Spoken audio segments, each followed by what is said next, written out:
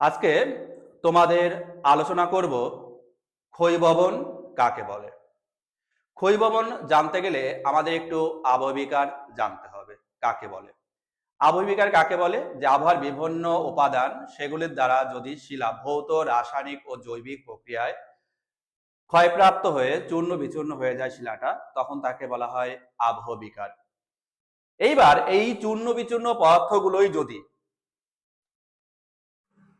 জল, বায়ু, হিমবাহ, সমুদ্রের তরঙ্গ ইত্যাদি প্রাকৃতিক শক্তির দ্বারা এক স্থান থেকে অন্য স্থানে অপসারণ, পরিবহন ও সঞ্চয়করণকে একসঙ্গে বলা হয় ক্ষয়ীভবন।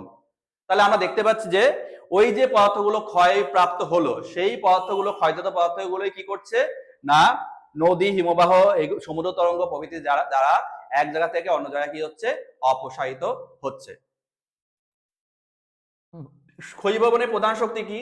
নদী, ঝর্ণা, বৃষ্টির জল ইত্যাদি। এছাড়া কি হতে পারে? বাতাস, হিমবাহ হতে পারে, সমুদ্র তরঙ্গ স্রোত হতে পারে।